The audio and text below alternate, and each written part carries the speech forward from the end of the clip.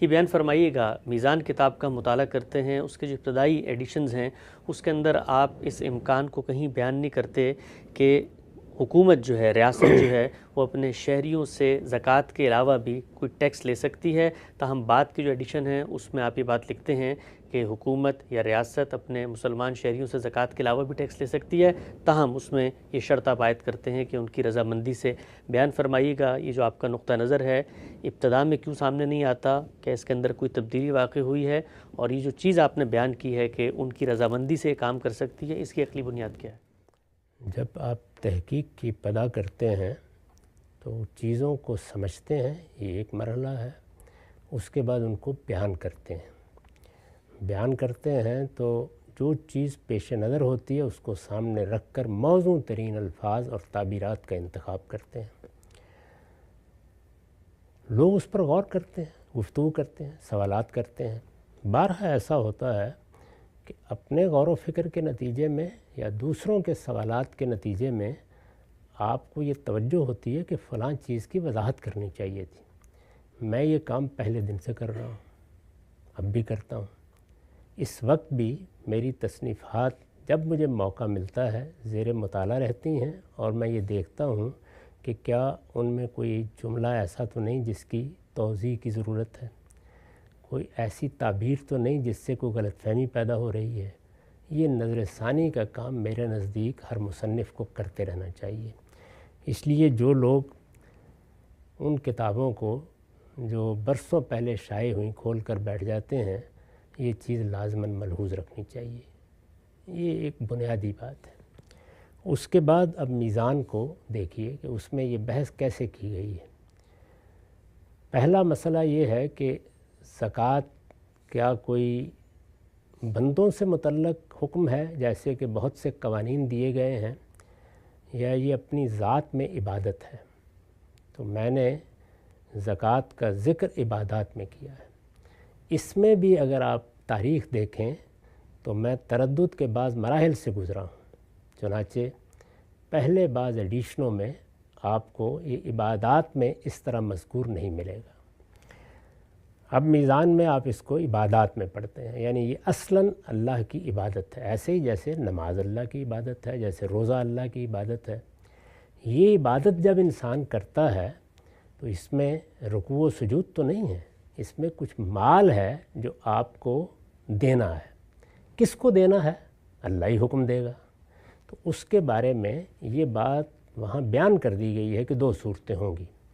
اگر مسلمانوں کا کوئی نظم اجتماعی قائم نہیں ہے تو لوگ یہ مال اپنے طور پر غریبوں، مسکینوں، ضرورت مندوں یا جو بھی ان کے معاشرے کی خواہ وہ کوئی قبائلی معاشرہ اجتماعی ضرورتیں ہیں اس کے لیے دے دیں گے۔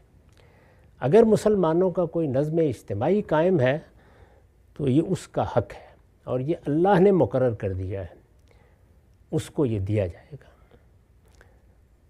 مسلمان کی حیثیت سے میں بغیر کسی تردد کے اور چون و چرا کیے بغیر یہ حق ادا کر دوں گا۔ یہ بات وہاں بیان کر دی گئی ہے، واضح کر دی گئی ہے۔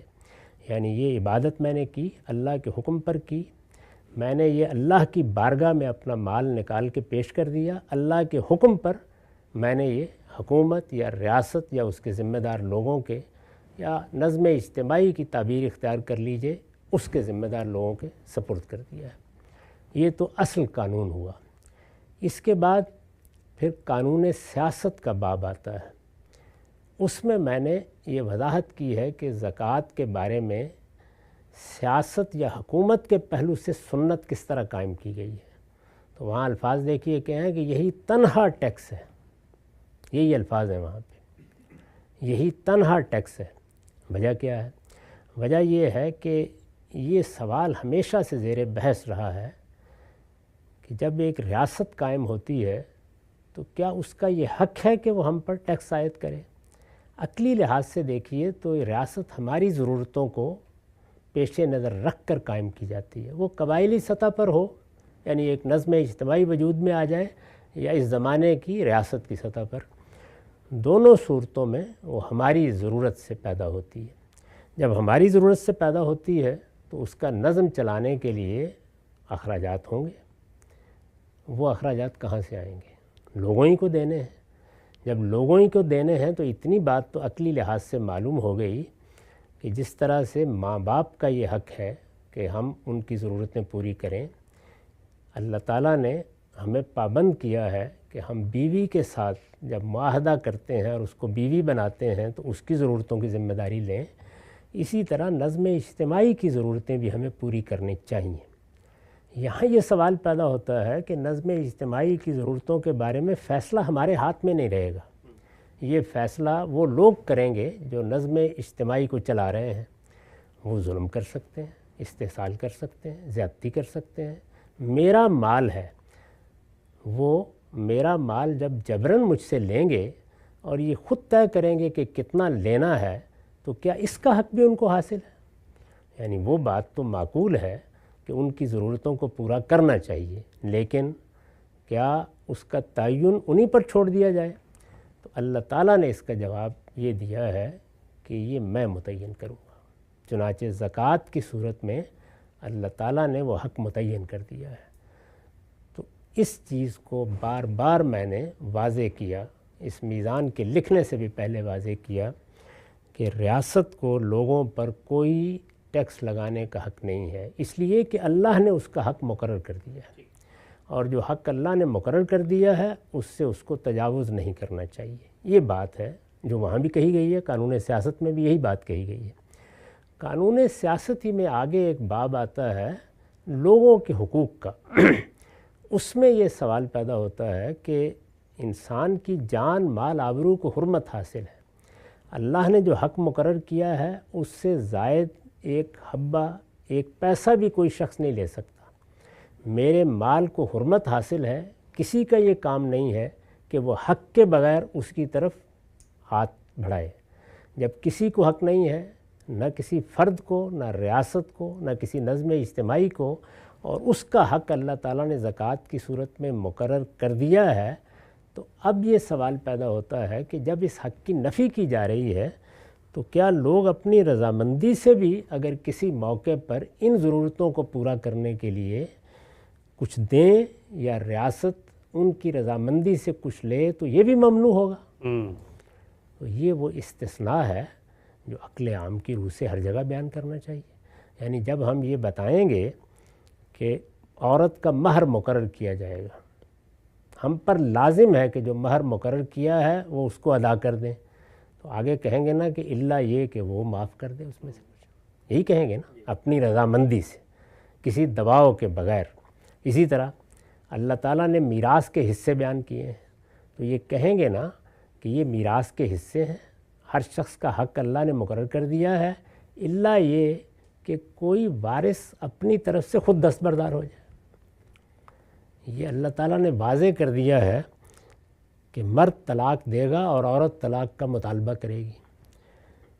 اگر کوئی شخص یہ بیان کرے کہ الا یہ کہ مرد اپنا یہ حق خود عورت کو تفویض کر دے، تو یہ سارے جتنے الا ہیں یا استثناء ہیں وہ اس عقلی اصول پر ہیں کہ اپنی رضامندی سے کچھ دینا، وہ مال میں سے دیں یا اپنی رضامندی سے اپنی جان کی قربانی پیش کرنے کے لیے آ جائیں، یہ سب چیزیں بیان ہوتی ہیں، بیان کرنی چاہیے۔ تو یہ بات ہے جو بیان کی گئی ہے، یعنی زکوٰۃ عبادت ہے، یہ پہلے واضح کر دیا گیا ہے۔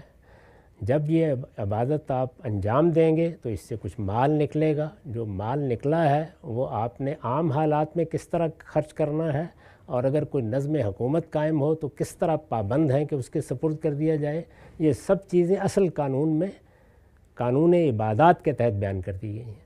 قانون سیاست میں آ کر یہ بتایا گیا ہے کہ یہی تنہا ٹیکس ہے، اس میں کوئی شبہ ہی نہیں کہ زکوٰۃ کے سوا کوئی ٹیکس لگانے کا حق نہیں، یعنی بالجبر کچھ لینے کا حق نہیں ہے۔ جو کچھ بغیر ہم سے پوچھے ریاست لے سکتی ہے وہ کیا ہے؟ زکوٰۃ۔ اس سے زائد اگر کوئی ضرورت ہے، اس سے زائد اگر کوئی ہنگامی صورتحال ہو گئی ہے، اس سے زائد اگر اس زمانے کی ریاست نے کوئی ذمہ داریاں لے لی ہیں اور ان کو ادا کرنے کے لیے ہے، تو پھر لوگوں کی رضامندی کیسے حاصل کی جائے، اس پر گفتگو ہو سکتی ہے۔ میں بتا سکتا ہوں کہ یہ رضامندی کیسے حاصل ہوگی۔ اس وقت جو قاعدہ ہے وہ یہ ہے کہ نو ٹیکسیشن وداؤٹ ریپرزنٹیشن، میں اس کو رضامندی نہیں سمجھتا۔ رضامندی کیسے حاصل کی جائے گی اس پہ گفتگو کی جا سکتی ہے، لیکن یہاں یہ اصول بیان کیا گیا ہے۔ اس سے زائد کوئی بات نہیں کہی ہے، اس میں کوئی تضاد نہیں ہے۔ یعنی جب آپ پوچھیں گے کہ کیا ریاست کا کوئی حق قائم ہے کہ وہ بالجبر میرے مال سے لے لے، جواب یہ ہے کہ ہرگز نہیں، وہ ایک حبہ بھی نہیں لے سکتی، ایک پیسہ بھی نہیں لے سکتی۔ اللہ نے جو حق مقرر کر دیا ہے اس سے زیادہ، وہ کیا ہے؟ وہ زکوٰۃ ہے۔ یہ ہے پہلا جواب۔ کیا لوگوں کی رضامندی سے بھی ان سے کچھ لیا جا سکتا ہے یا نہیں لیا جا سکتا، یا ان سے پوچھ کر آپ ٹیکس کا کوئی زائد نظام بنا سکتے ہیں؟ جواب یہ ہے کہ بالکل اسی طرح جس طرح میں نے بہت سے دوسری ہدایات کے بارے میں یہ کہا کہ ہاں رضامندی سے آپ یہ کام کرنا چاہیں تو کر سکتے ہیں، تو اس میں تضاد کی کیا بات ہے؟ میں دعوت دوں گا جو لوگ اس بات کو سمجھنا چاہتے ہیں کہ وہ مولانا عمار خان ناصر نے میزان پر جو توضیحی حواشی لکھے ہیں ان کا مطالعہ کر لیں۔ یہ فروری کے اشراق میں شائع ہو چکے ہیں، ان کو دیکھ لیں۔ ان میں پوری تفصیل کے ساتھ انہوں نے بتایا ہے کہ ہمارے علم کا موقف اس میں کیا رہا ہے۔ مسلمانوں کے تمام فقہا یہی رائے رکھتے ہیں کہ زکوٰۃ کے سوا کوئی ٹیکس نہیں لگایا جا سکتا۔ وہ بحث کرتے ہیں کہ ہنگامی حالات میں کیا ہوگا، تو بعض شرائط کے ساتھ اس کی اجازت دیتے ہیں۔ میں نے رضامندی کے استثناء کے ساتھ اس کو بیان کر دیا ہے۔ اس میں گفتگو ہو سکتی ہے کہ کیا فرق واقع ہوتا ہے، وہ بھی عمار صاحب نے بہت خوبی کے ساتھ کر دی ہے۔ اور اس کے مقابل میں جو دوسرا نقطہ نظر دور حاضر میں پیدا ہوا ہے کہ یہ ریاست کا حق ہے اور یہ حق علی الاطلاق ہے، وہ اگر حدود کا خیال رکھے تو وہ ٹیکس لگا سکتی ہے۔ اس پر بھی انہوں نے تبصرہ بھی کر دیا ہے، اس کے حدود بھی بیان کر دیے، اس کا استدلال بھی بیان کر دیا ہے، اور جو چیزیں عام طور پر اہل علم کہتے ہیں اس کا خلاصہ سامنے رکھ دیا ہے۔ اس کو دیکھ لیجئے۔ خلاصہ وہی ہے جو میں نے پہلے عرض کر دیا کہ زکوٰۃ تنہا ٹیکس ہے، ایک پائی بھی حکومت کو زیادہ لینے کا حق نہیں ہے۔ وہ اگر کسی ضرورت کے تحت لوگوں سے رجوع کرتی ہے تو ان کی رضامندی سے کوئی قاعدہ، کوئی قانون بنایا جائے گا۔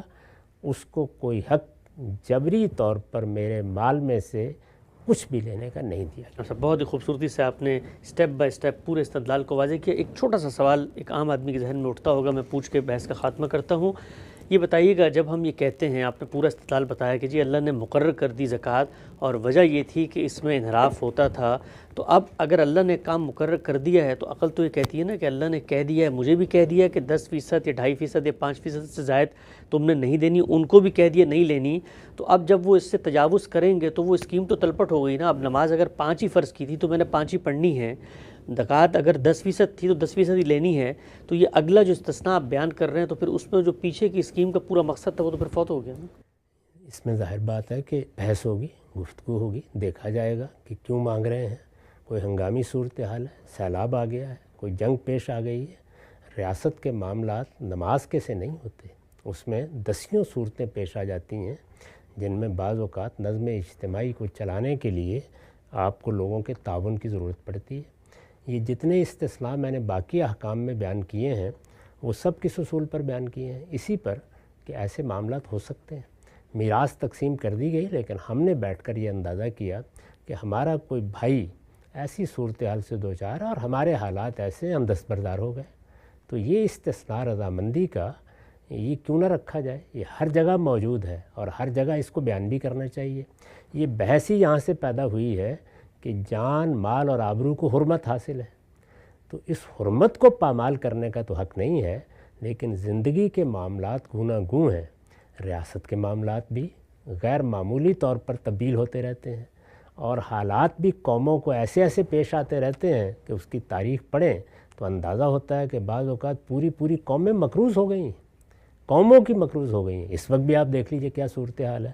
تو اس طرح کے حالات میں اگر اپنی قوم سے آپ روپیہ مانگتے ہیں اور اس کے کوئی قاعدے بناتے ہیں اور اس کی رضامندی سے بناتے ہیں اور یہ واضح کر دیتے ہیں کہ اللہ تعالیٰ نے جو حق مقرر کیا ہے وہ عام حالات کے لیے بالکل درست ہے، لیکن یہ اور یہ معاملات ہیں جن کی وجہ سے ہم آپ کے پاس آئے ہیں، اس پر کیا اعتراض کیا جا سکتا ہے؟ اس کا مطلب تو یہ ہے کہ اصل میں آپ دین میں اس کی گنجائش ہی نہیں رہنے دینا چاہتے کہ اجتہاد کا بھی کوئی موقع ہو اور نئے حالات کا بھی کوئی پہلو ملحوظ رکھا جائے، اور نئی پیدا ہونے والی صورتحال میں بھی اطلاق کے مواقع موجود ہیں۔ تو ہمارے پورے دین کا طریقہ ہی یہی ہے، یعنی اس میں ایک چیز بیان کر دی جاتی ہے، وہ عام حالات سے متعلق ہوتی ہے۔ حرمتیں بیان کر کے اللہ تعالیٰ یہ کہتے ہیں کہ یہ صورت پیش آ سکتی ہے کہ تمہیں کو حرام کھانا پڑے، اس میں بھی چند شرائط کے ساتھ یہی استثناء بیان کیا ہے۔ تو یہ استثناء اللہ تعالیٰ کے ہر حکم میں بیان کیا جاتا ہے، یہاں بھی اسی اصول پر بیان کیا گیا۔ حکم کیا ہے؟ مال کو حرمت حاصل ہے۔ کسی شخص کا یہ کام نہیں ہے کہ وہ ایک حبہ بھی کسی کے مال سے جبراً لے، یہ ریاست کا بھی کام نہیں، اس کو بھی یہ حق حاصل نہیں ہے۔ پھر اگر وہ رضامندی سے لے تو اس پر بھی کوئی رکاوٹ ہے؟ یہ عرض کیا گیا کہ اس میں کوئی رکاوٹ نہیں۔ نقطہ نظر واضح ہوا، کیا ریاست زکوٰۃ کے علاوہ ٹیکس لے سکتی ہے؟ غامدی صاحب کی کتاب میزان میں نقطہ نظر کی توضیح ہم نے ان سے پوچھی۔ وقت یہاں پہ ختم ہوتا ہے، دوبارہ حاضر خدمت ہوں گے، اب تک آپ کو قبول۔